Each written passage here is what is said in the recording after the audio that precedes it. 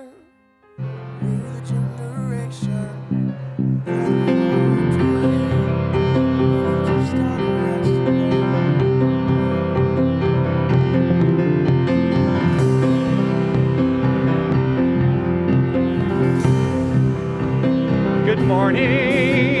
morning. How is everyone this beautiful day? Welcome to Unity of Tucson. I'm Dr. Jonathan Zenz. I'm the senior minister here, and we're going to celebrate love, light, life. Does that sound like a good thing to do today?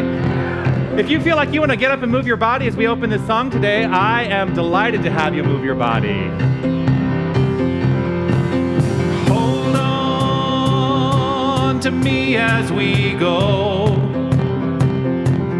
As we roll down this unfamiliar road, although this weight is stringing us along, just know you're not alone, 'cause I'm gonna make this place your home.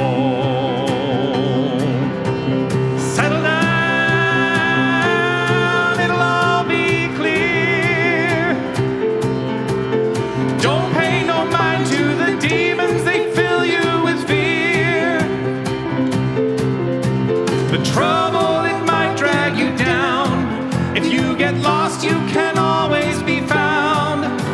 Just know you're not alone, 'cause I'm gonna make this place your home.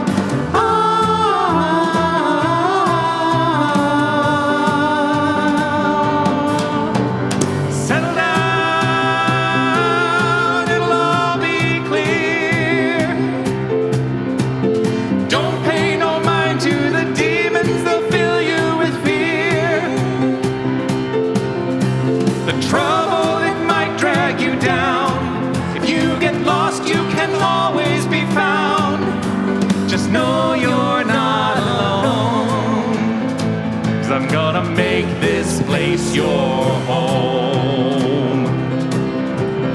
Ooh, ooh, ooh,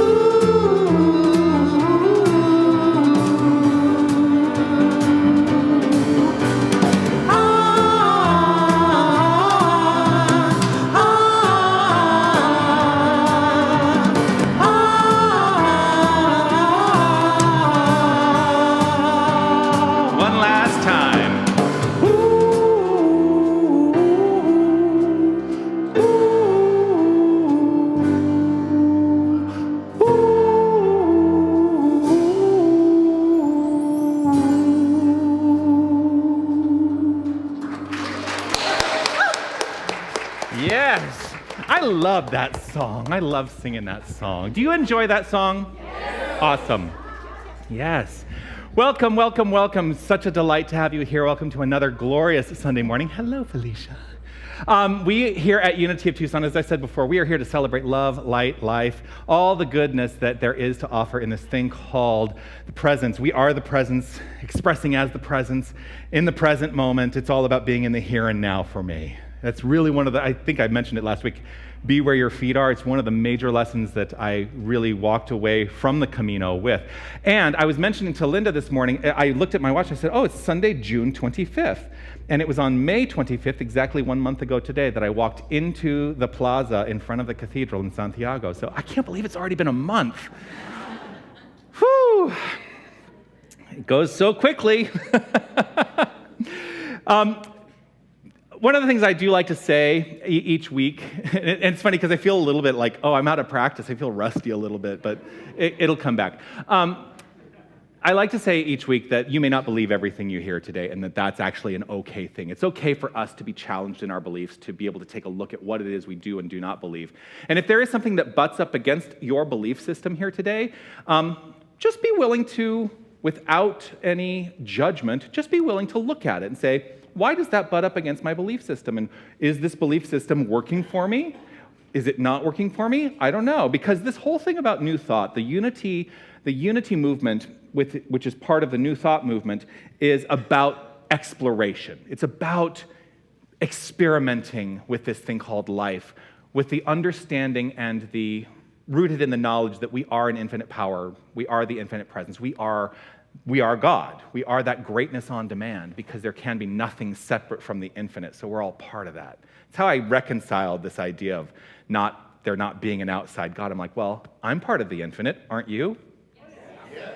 Yeah, we're all part of the infinite. So I think we should be able to stand up and claim for ourselves that we are that power, we are that presence. Now, we do also have a vision and a mission statement here at Unity of Tucson, and every week I like to invite us all to speak together out loud the words of our vision statement. Here they are. We envision a world awakened to its magnificence. And the vision is how we see the world, the mission is how we get there. So let's state out loud together the words of our mission statement. Love only, forgive everything, remember who you are. Love only, forgive everything, and remember who you are. You are God. You are. How does that feel? And is that butt up? I mean, now you don't have to answer, but just check in. If it butts up against your belief system, just be willing to look at it free of judgment. That's the way this stuff works. If you're joining us for the first time, let me first acknowledge anyone who may be joining us for the first time who's watching online, whether you're watching live on Sunday morning or you're watching in the video archive that gets posted later in the day or watching throughout the week. It is such a delight to have you join us, and we would love to continue the connection. If you go to unitytucson.com/connect, you can fill out some information there, and we will keep this conversation going. If you are with us in the room for the first time today, well, we will have invited you, if we recognize that you were someone new, to take a gift, which we have available in our lobby. And if you didn't get that gift, please feel free to pick one up after the celebration today. If you are new and you are comfortable with identifying yourself by standing up or raising your hand, whatever you're able to do, we would love to spread some love to you. So is there anyone who's joining us for the first time today? Welcome, grateful to have you here. Anyone else?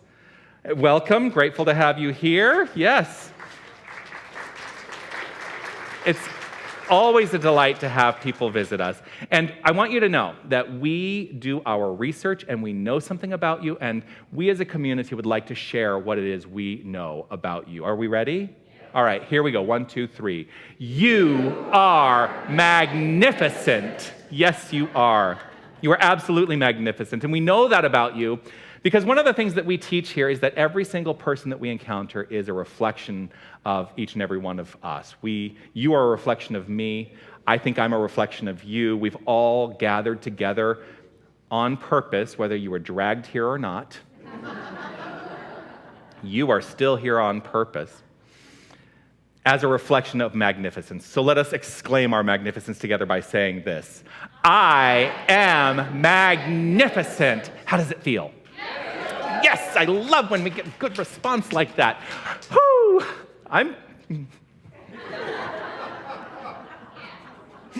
Let me go away for 10 weeks and I come back and I'm bouncing off the walls even more. We also honor all faith traditions, all religious paths, all spiritual ideas within Unity, and here to guide us in a ritual that we have adopted here at Unity of Tucson with that in mind is our keepers of the flames who are here to light the flames of faith. Will you please welcome Mirta Nebeker and Lorraine Pritz? Welcome, welcome, welcome.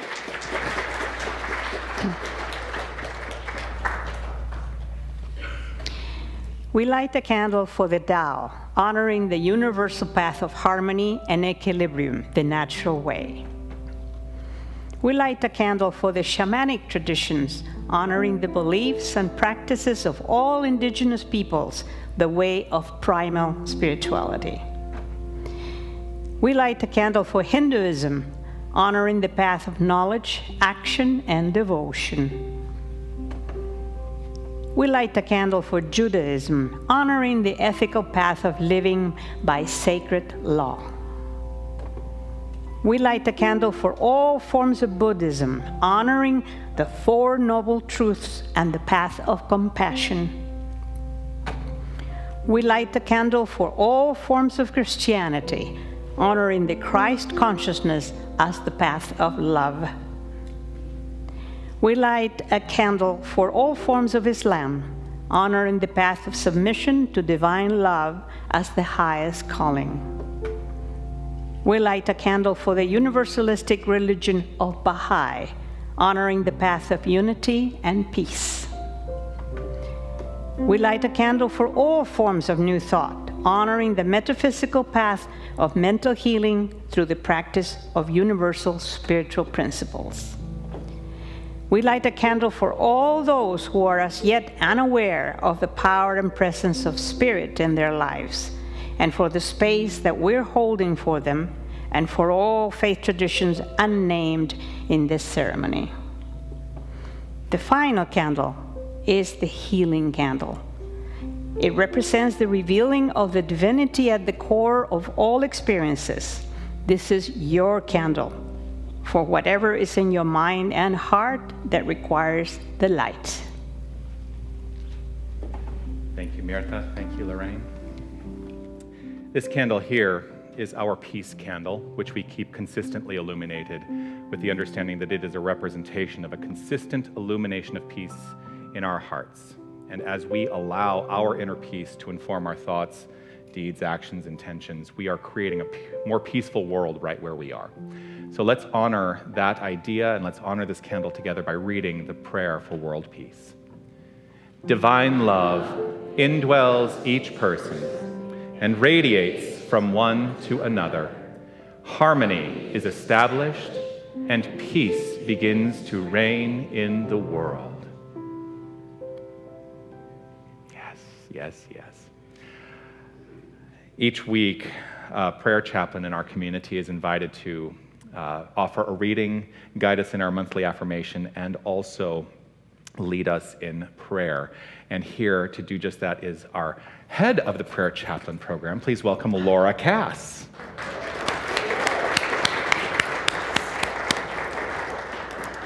So I'm going to do something a little bit different today.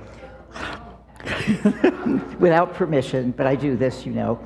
So instead of a reading, I wanted to share with you a couple of experiences I had recently and how it is that they come together. This month's affirmation has to do with mystery and joy. I knew I was going there. I was in Florida for 3 weeks in May on some personal business. And it was arranged, so I had 3 Sundays there. One Sunday I could spend at Unity at the Space Coast. Another Sunday was Unity at Sarasota. And the middle Sunday, I was so delighted, I went to the Temple of the Universe. Now that sounds like a very grand place, but let me assure you, it's a very humble place. This was started and built probably 50 years ago by a man by the name of Michael Singer. And he is the author of The Untethered Soul, if you have read that. And my book club just finished reading his second book, The Surrender Experiment, and we were just absolutely struck by all of this, taken by it, his philosophy, his awakening to spirituality. He's absolutely incredible profession, his career, everything about him. So I saw that there was going to be a service, and there is on Sunday mornings, so I arranged myself so I could go there. And so I came to this very inauspicious place that had this little wooden sign. It said Temple of the Universe, nothing fancy about anything. And I went in, and they had started their meditation. Well, the place is just all cushions on the floor. Now, there were a few chairs, and I saw one by the door, and I grabbed it, and I thought, okay, I could get down there. I don't know if I'll get up, so I might as well sit in a chair, or at least not gracefully. So what Michael talked about, and just getting into the whole process where they did chanting, they were celebrating everything. They even said the Lord's Prayer twice. So it was something for everyone that was there. So what he talked about is the synchronicity and the mystery of life. Like if we all think about it and go back to like our great-grandparents, further back, however you want to go, and maybe our grandparents, how they met at the Saturday night barn dance or something like that. And all these things had to happen over time to make you. Otherwise, you wouldn't be you.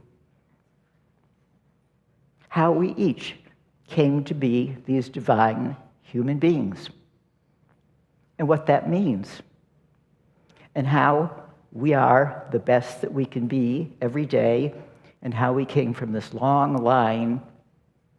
If somebody hadn't gone to the barn dance or they danced with somebody else, who would we be? We are us, right? So it was a great talk. And I stayed there sitting in my chair, decided I'll let all these people funnel by me. There's probably 90 to 100 people there. There were even people from China that had brought his books to be autographed. So people are filing by me, and I realized suddenly that he has come from wherever he was, and he's standing next to me, and there's a frame on the wall. And what's in the frame is total blackness, except there's one little white dot. And he turned and he said to me, I look at this every day. This little dot is us. Whew. Think about the infinite. And just then, he had invited all of us out to the great lawn for tea and cookies. So people were going out there, and this woman is standing next to me, and I looked at her because she wanted to say something, and she said to me, are you sitting here holding spiritual space? I mean, I hadn't planned on it, so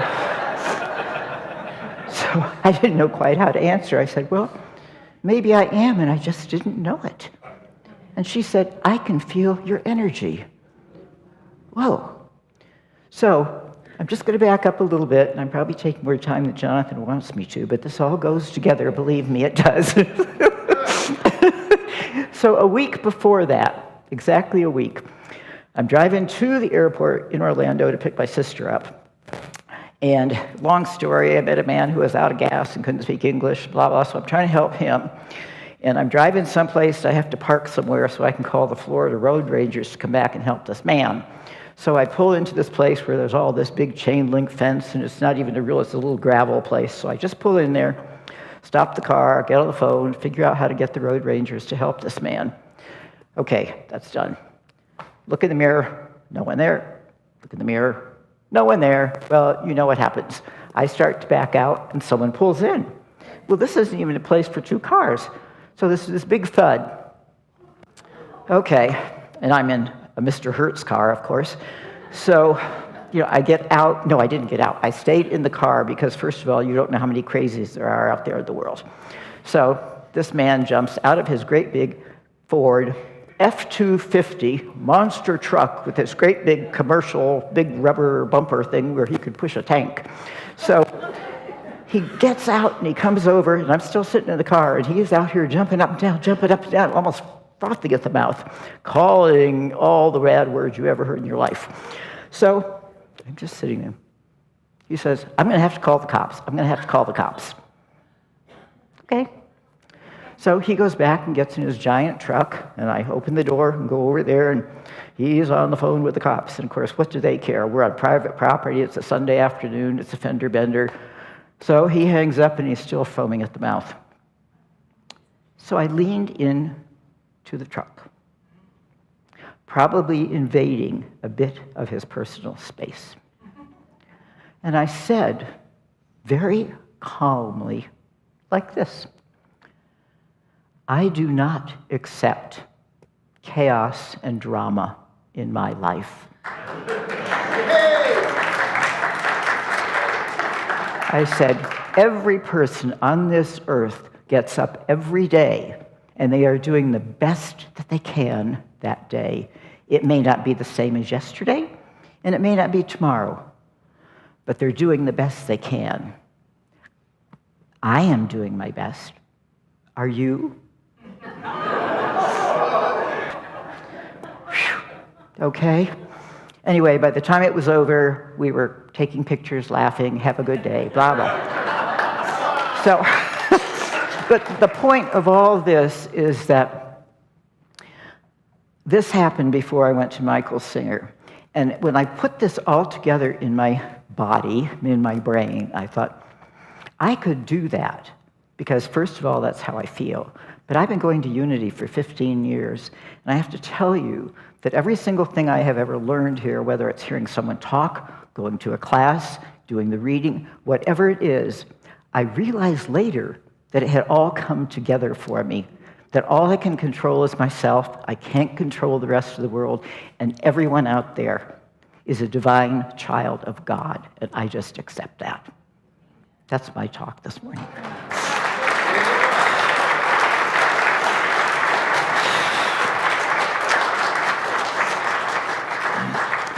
So I have totally forgotten what the affirmation is for this month. And it's supposed to be up here, but it isn't. Hello. All right. There we are. Mystery and joy. How can we say it any better? You know what? You've already heard me babble on. Let's say this twice together. All right? Let's go. I embrace the mystery. Trusting it opens me up to unexpected joy. Again, I embrace the mystery. Trusting me opens it up to unexpected joy.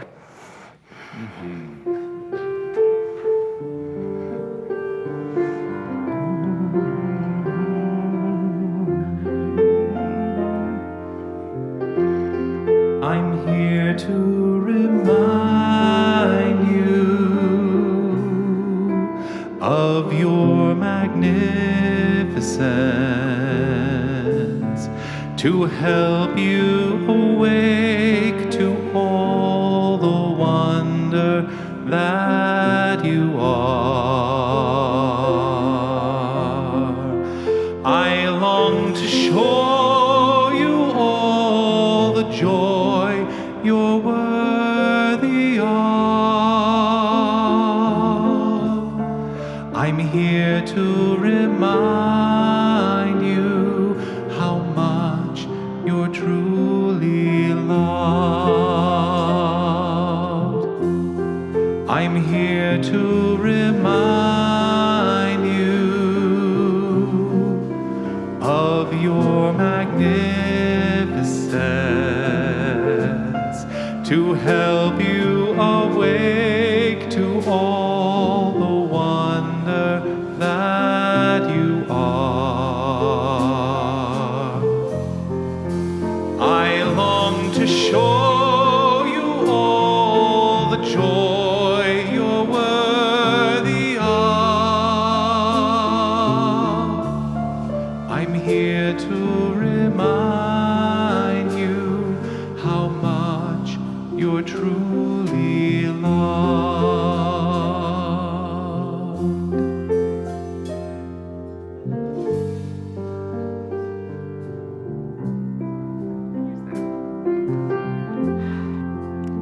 And we know that each one of us is truly loved. We are all children of God. We are all magnificent. We all are unique, fabulous individuals who have love in our hearts, love in our being. Bring joy to all those around us. We look at the earth, the sky, and marvel in all of that existence, marvel in our own existence, never taking for granted that which we are, our own magnificence and truly loved.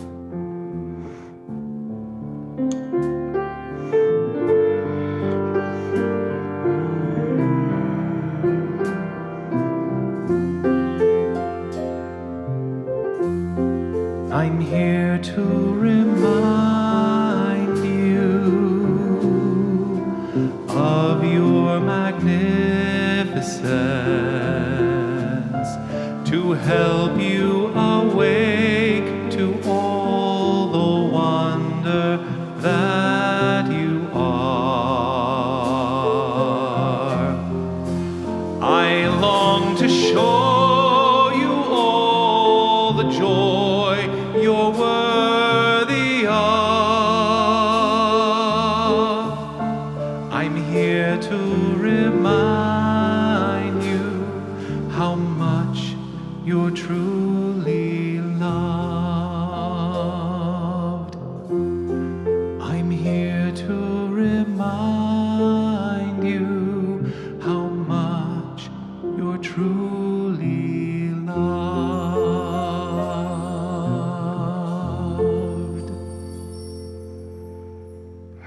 And so it is.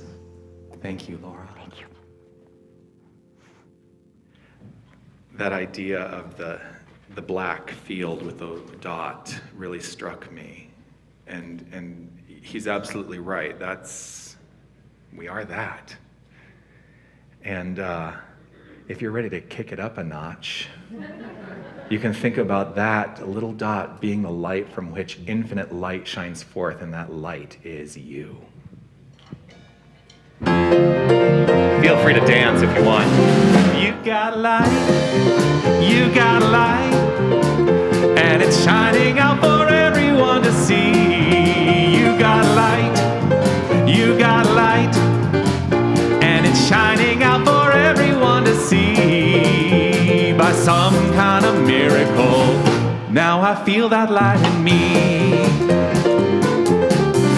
You got love, and it's shining out for everyone to see. You got love, and it's shining out for everyone to see. By some kind of miracle, now I feel that love in me. You got a joy running through you now that just can't be denied. You got a spirit like a firecracker lighting up the sky. You got a power, and it's shining out for everyone to see. You got a power, and it's shining out for everyone to see. By some kind of miracle, woo, now I feel that power in me. Take it away, Linda.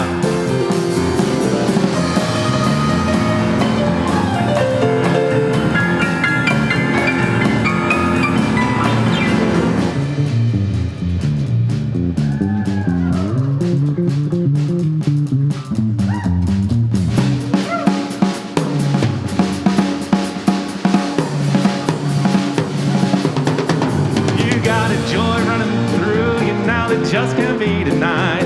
You got a spirit like a firecracker lighting up the sky. You got a power, and it's shining out for everyone to see. You got a power, and it's shining out for everyone to see. By some kind of miracle, woo, now I feel that power in me. Yeah. I feel that power in me. I feel that power in me.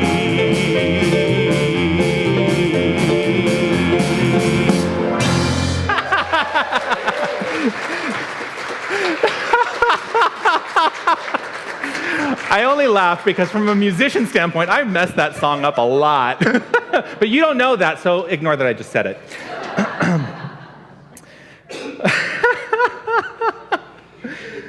I did it perfectly, indeed.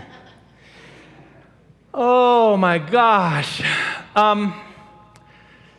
So first of all, I want to acknowledge something, and that is that you may think that I'm going to talk about the Camino every single week for the next year.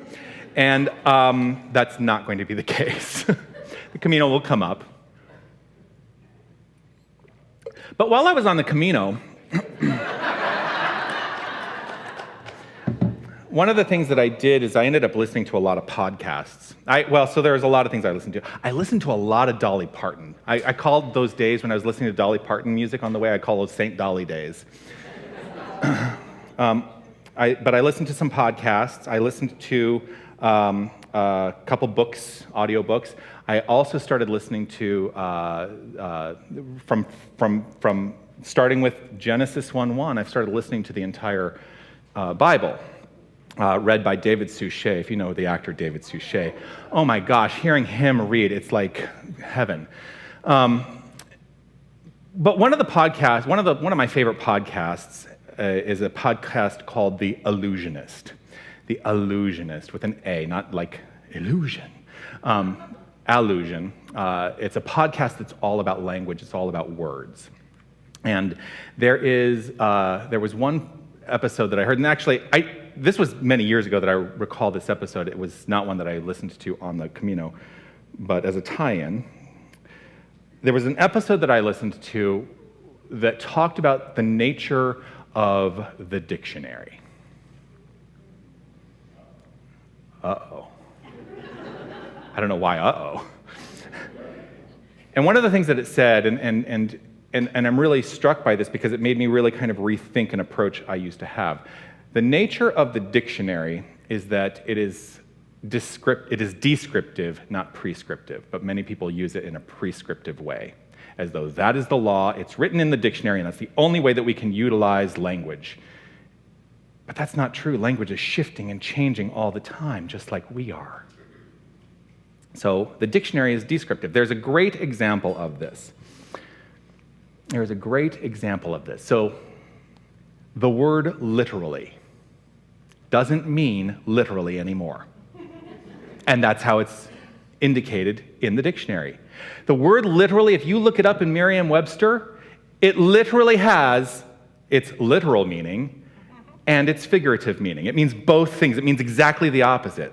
Literal means exactly the opposite thing. It means literal and figurative now because of the way people utilize language. So descriptive language, it changes over time. The dictionary just explains the word and its use, and you can oftentimes in good dictionaries, you can see how the word has shifted in its use over time. Prescriptive implies a rule book, right? It just implies a rule book. But no, the dictionary is not advising how we use words. Why is this important? You're like, what is he talking about? How is this spiritual? Because I have a question for you. And I don't usually do this, but let's just see what happens if I ask this question and just put it out to you and see what answers come back. How do you define the word God? Me? Okay. Spirit? All that is? Everything? Love? Seen and unseen? Powerful? Consciousness? First principle? Okay. Now check in with yourself, because I want you all to, now, in the quiet of your own mind, I want you to come up with what your answer is to that question. How do you define God?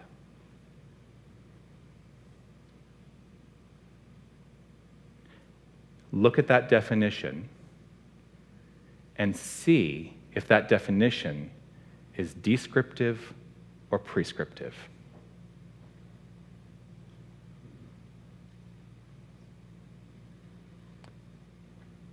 If it's prescriptive, and certainly this is not going to be true for anyone in this room, but if it's prescriptive, it may be rooted in some amount of fear-based thinking, as though God is out there having some level of judgment and is going to literally, see what I did there? Literally judge us when we make our transition. That's how many people are brought up to think of God, as that it's this judgmental, challenging deity that's put us here on this plane of action to have some kind of experience that may or may not be for our highest expression and experience of life. So we have feared God, and we have feared the word God long enough. That's what I am here to say today. I have feared the word, I have feared God long enough in my life. I am done with it. I don't need to do it anymore. How about you? Yeah. Thinking that there is something out there to be feared, like what does that do for us except limit the expression and experience of our life? I was on I was on TikTok. I know, people are like, you look at TikTok? I do look at TikTok, yes. There's a lot of really fascinating things that you can learn on TikTok. So I was on TikTok, and there was this person who was talking about the nature of traditional religion and was really standing firm in being the challenger of the ideas of traditional religion. And fascinating to watch because, people get stumped if they don't have an answer that is not rooted in fear of God in many traditional religions. It's really fascinating to watch. So I don't really know why I brought that up, except it came to mind. This is what you get, folks. So, if we are living in the fear of God, that's probably because we are carrying with us a prescriptive idea of God. God is a prescribed idea that we must live in fear around. If we are God, if we are the power and the presence, if we are the infinite, if we are that which is, if we are the I am that I am, then the word is simply descriptive. And it is describing what? Us and all that is. And if we truly acknowledge and accept God as our core identity, then we can attribute the attributes of God to ourselves. We can attribute the attributes of God to ourselves. So let me ask you now this, and I'm welcoming open answers, which is not something I usually do, right, Anita? It's the Camino has changed me. What are the attributes of God? What are the attributes of God? Love. Peace. Creativity. Wisdom. Justice. Generative. Caring. Possibility. Joy. Truth. Okay, those are lots of great attributes of God. How many of those are you living fully every single moment of your life? That's a rhetorical question. And here's the challenge of even putting words around the attributes of God, is that we are trying to put into language that which is ineffable, and it inherently limits. And I think we need to start breaking down the limits to recognize that while we may be represented in that white dot, the wholeness is still a part of who we are.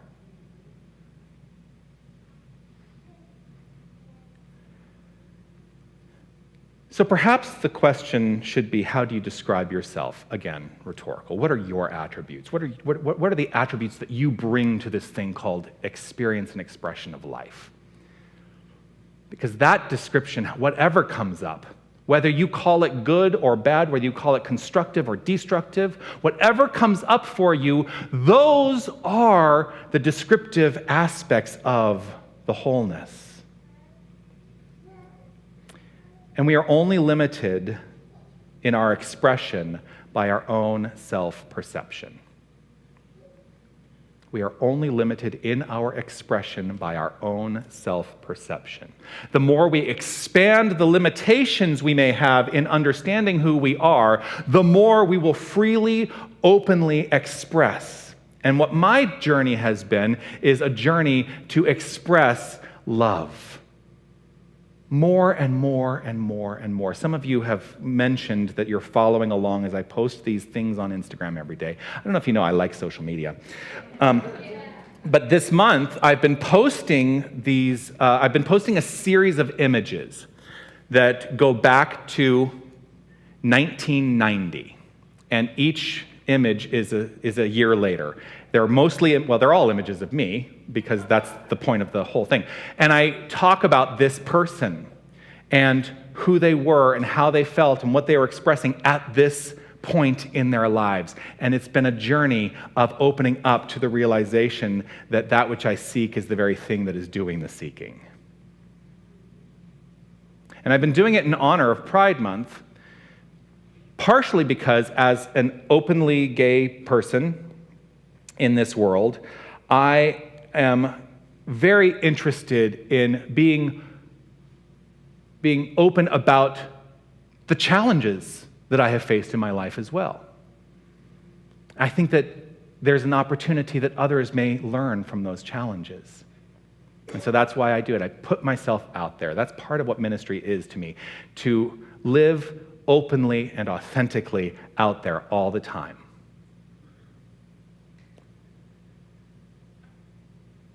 The more freedom we experience through authenticity, the more actively we co-create our lives with the infinite power and presence of which we are a part, and the more we can do it in a way that we would like. Why do we come here on a Sunday? Why do we come here on a Sunday? I started going to a New Thought church on a Sunday, a New Thought Spiritual Center on a Sunday, because it was inviting me to challenge that belief system, which is why I start every Sunday inviting you to be okay with challenging your own belief system if something butts up against your beliefs. And the more I challenged my belief system, the more I opened up to the realization of that does not work for me. And what I recognized is that belief is what I've used to box myself in. And this is entirely a journey of breaking down the limitations of the boxes we put ourselves in. I had a self-inflicted fear growing up as a gay person.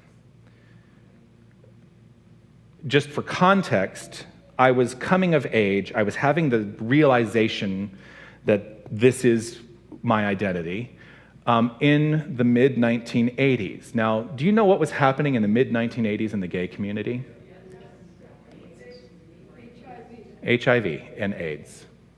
The epidemic that was seriously, severely affecting that segment of the population, the world population.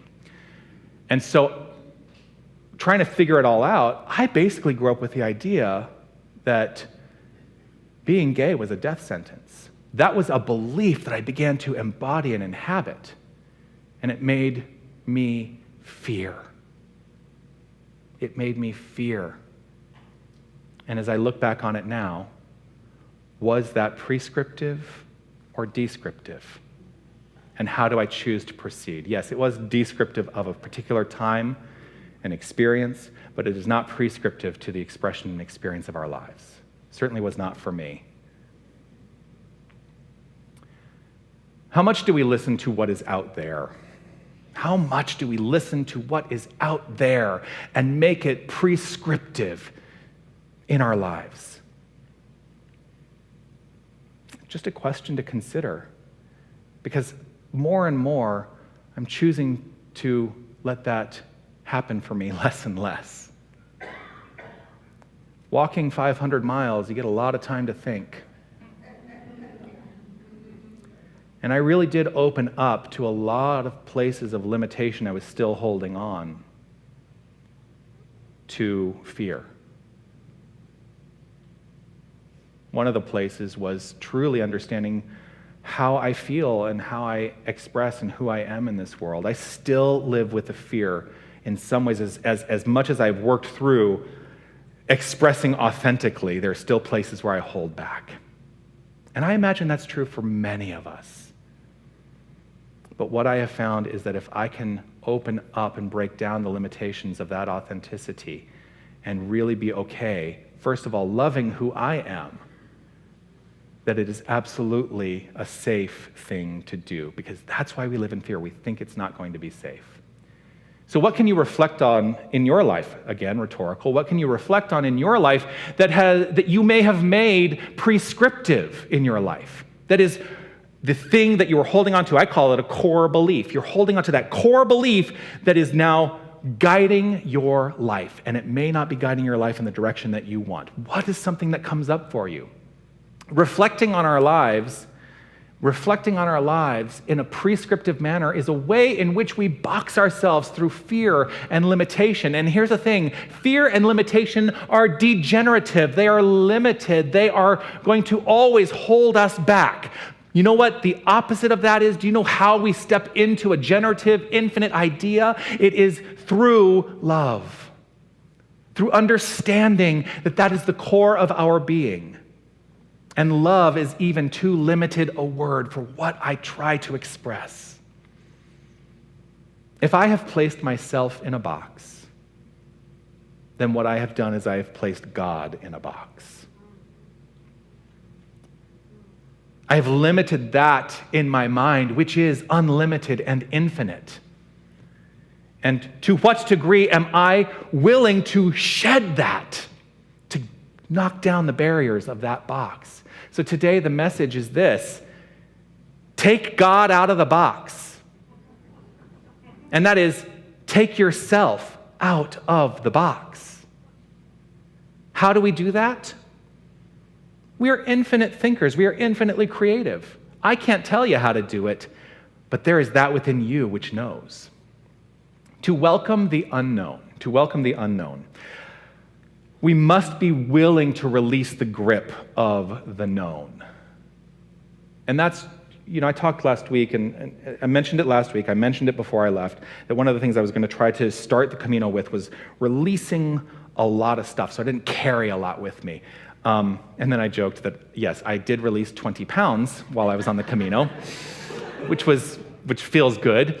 But releasing that which I thought I knew to be open to the unknown. And boy, what a journey that was. We all have the capacity to do this in every single moment, to rethink our God self, to rethink in a different direction, from a different perspective, that which we inherently are, to say, I am more than the limitations I have placed upon myself, because no one else has done it. We like to think that other people have placed limitations on us. Those limitations only exist in their mind. We're the ones who have placed limitations on our own mind, and those limitations will hold us back until we decide, no more. Get rid of it. I'm done with that. So today, let's break down the box. Let's break down the box. So what do you know? Only in this moment. Rhetorical. This is going to become a joke again, Anita, whether it's a rhetorical question or not. Let go of the destination in what you think you need to know. Open up in this moment to be the presence in the present. Let go of the destination. The Camino was an opportunity to know God more deeply from myself by being the experience of God in those circumstances. One of the things that it taught me is that no matter what, the Camino provides. You hear that all over the place. All the pilgrims will always say, you start the walk and the Camino provides. And the Camino is simply a metaphor for our lives, the journey of life that we take. And so if we can translate that, can you get behind the idea that no matter what, life provides exactly what is there for you? To do that, break down the box of limitation. So how can we put this into practice?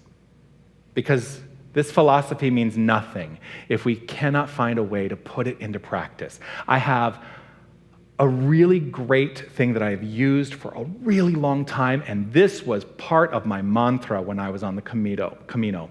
I would make a statement and then ask a question, and it went like this: I know nothing. Now what can I know? I know nothing. Now what can I know? I've been opening up to knowing more about myself and my personal journey through those social media posts. And one of the things that happened, and somebody asked me about it in a comment on one of the posts, when I started back with the picture from 1990, and I'm up to 2006 now. When I started with the picture from 1990, I arbitrarily wrote about that person in the third person. And as it continued on and continued on and continued on, with every subsequent picture, I kept writing about that, writing in the third person. And part of it was I was distancing myself on some level from the journey of that person because it was a little bit easier pill to swallow for some of the challenges that I talk about.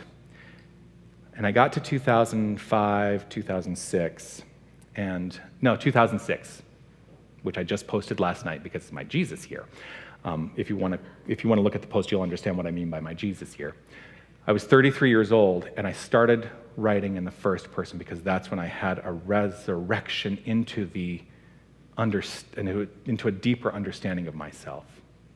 But it was rooted in the willingness to live the question, I know nothing, now what can I know?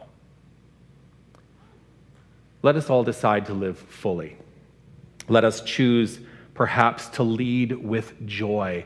Let us imbue that joy into the circumstances of our lives rather than try to derive it from the circumstances of our lives. This is a beginning to taking God out of the box by taking yourself out of the box.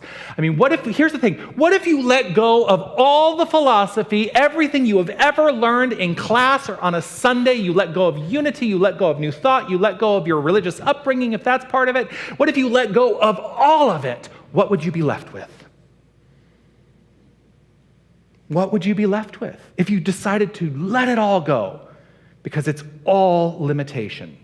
If you let it all go, what I think you would be left with is truth. A revelation of truth that is only understood beyond language, that it is a felt experience. What if you looked for God without a preconception as to what you might find? What might you be left with? Peace and blessings. You are magnificent.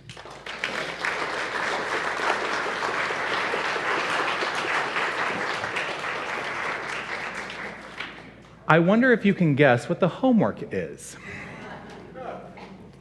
So, there is a practice in other traditions called beginner's mind, and that's what I'm going to invite us all into this week, is to let yourself be in beginner's mind this week. Zen Master Suzuki said this, in the beginner's mind there are many possibilities, but in the experts there are few.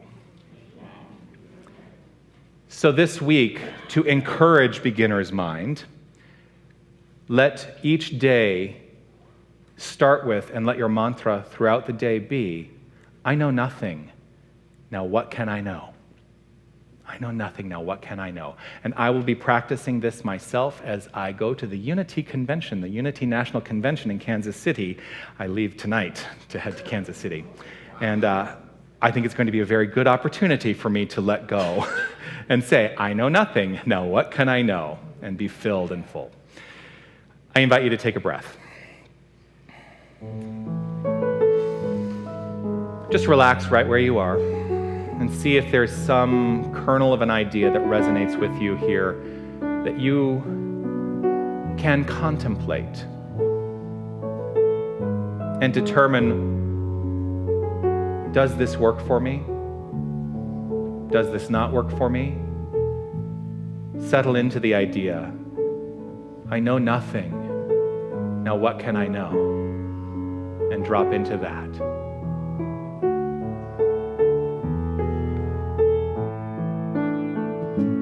I am dropping down to the truth of who I am.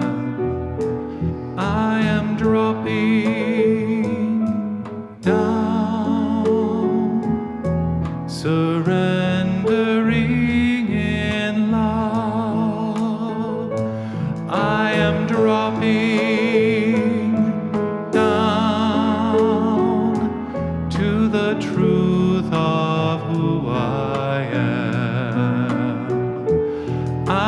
Dropping down surrendering in love. I invite you into this moment of prayer, rooted in the assured knowledge that there is only one infinite power, one infinite presence. It is beyond language. It is beyond any limitation in mind that we place to try to understand it. There is God and nothing else. And this is our core identity. We are that which is. We are the infinite power and presence at the level of our expression of it. And I choose in this moment to drop any limitation, to drop any idea that my history has been prescriptive on my present. And I open up to the wholeness, living in the mystery. I know nothing. Now what can I know? I know nothing. Now what can I know?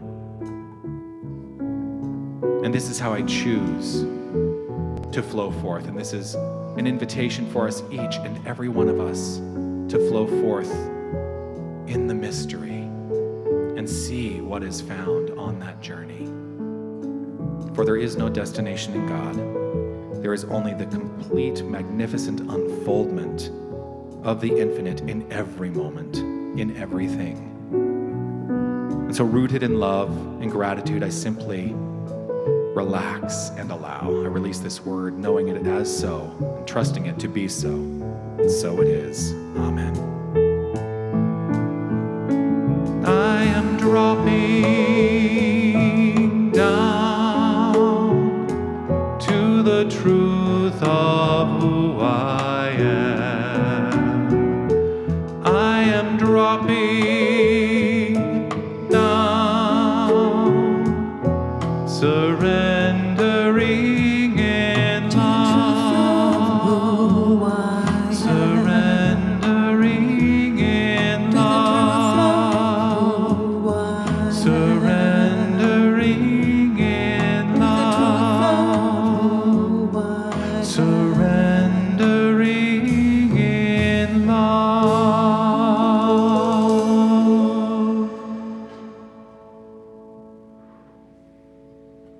Thank you.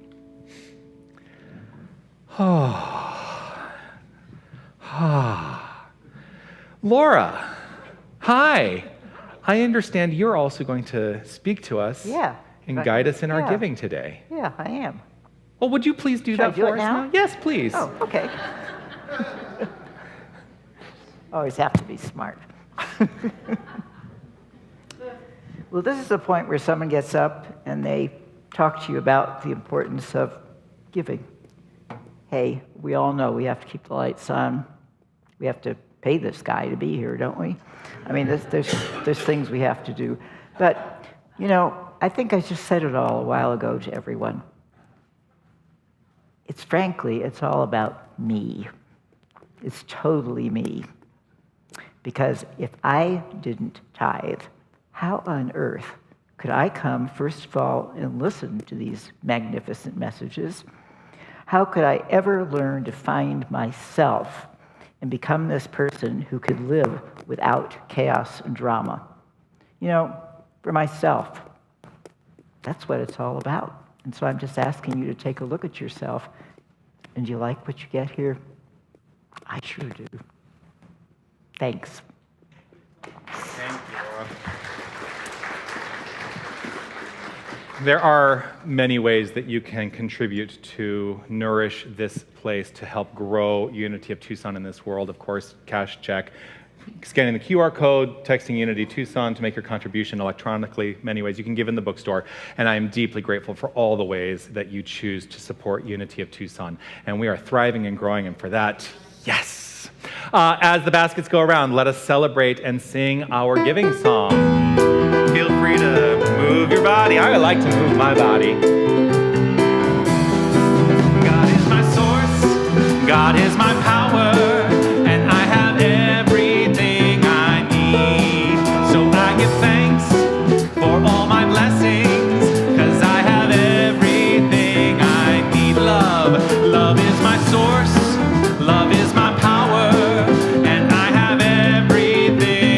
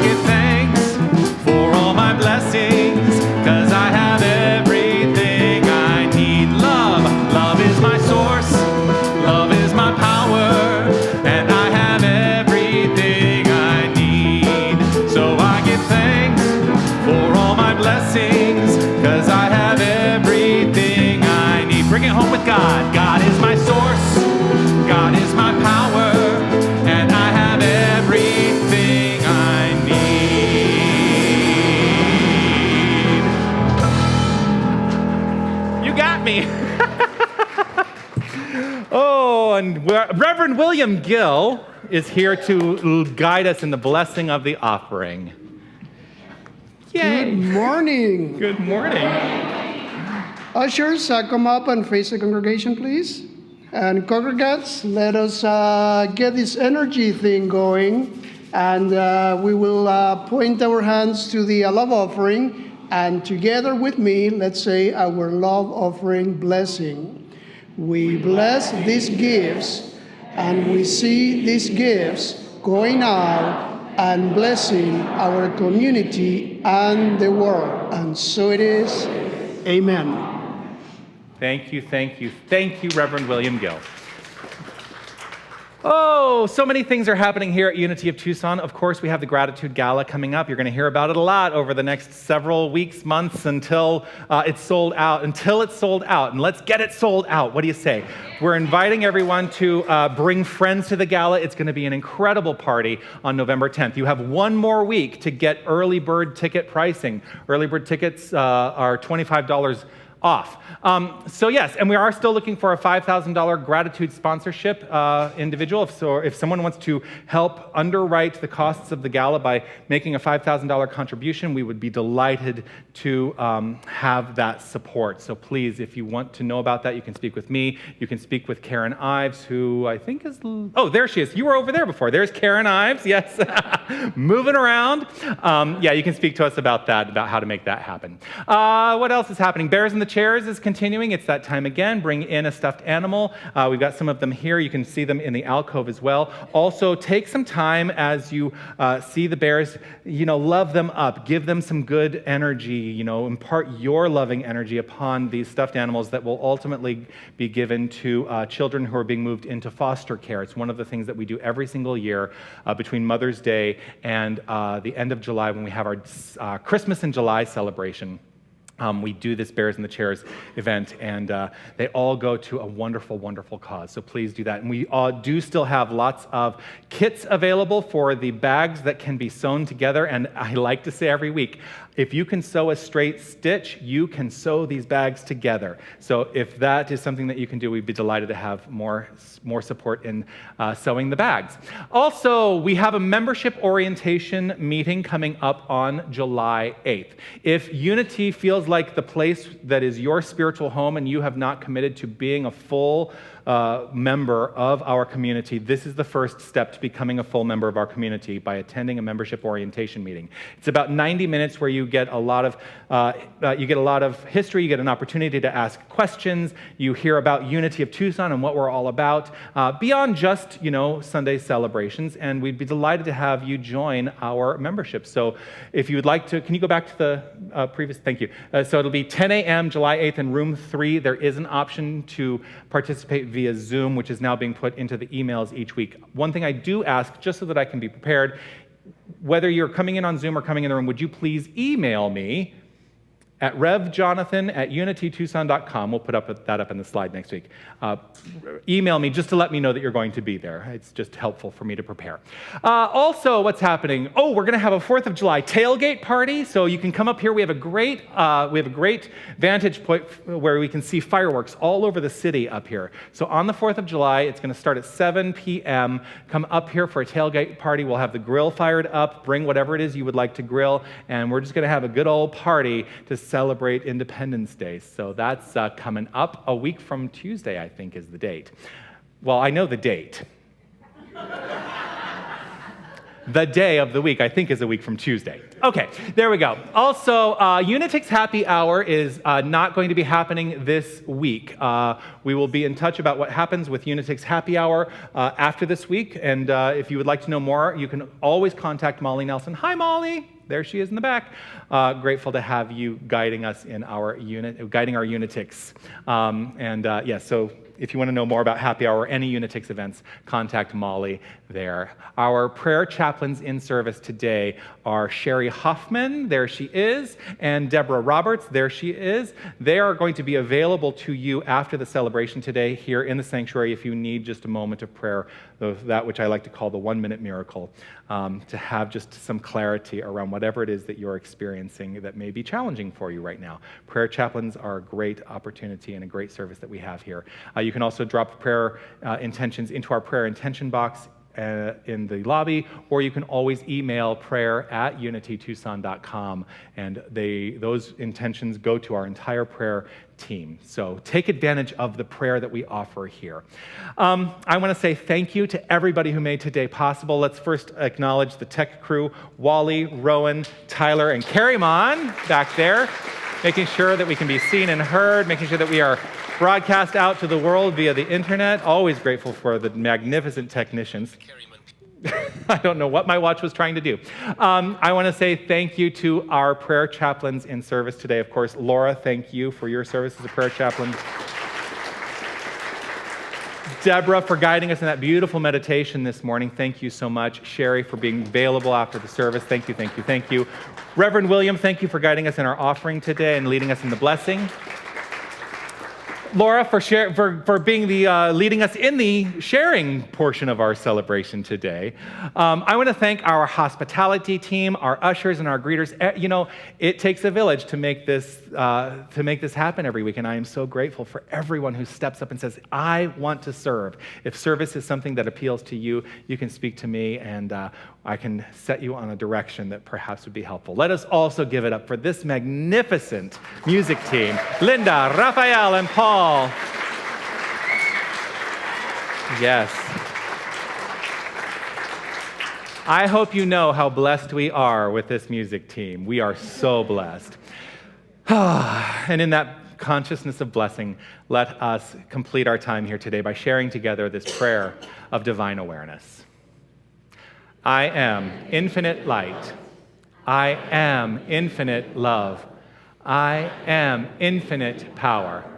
I am infinite presence.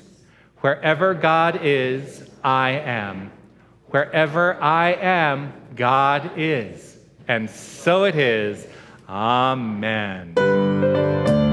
If you want to stand and sway.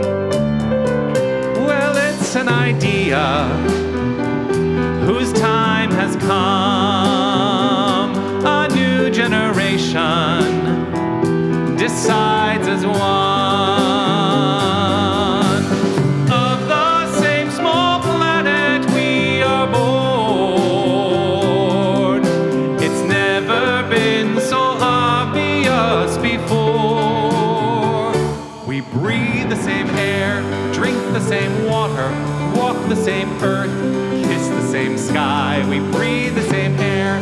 I think we ought to get along better, you and I. The future of history is crystal clear. The borders between us will disappear. Of the same small planet we are born, and there's no foreign country anymore. We breathe the same air, drink the same water, walk the same earth, kiss the same sky. We breathe the same air. I think we ought to get along better, you and I. Some say that I'm out of touch with the times, that this world is no place for a future like mine. Well, still I can see it, and still I believe it. There's too many lives on the line. There's so many lives on the line. We breathe the same air, drink the same water, walk the same earth, kiss the same sky. We breathe the same air. I think we ought to get along better, you and I. We breathe the same air, drink the same water, walk the same earth, kiss the same sky. We breathe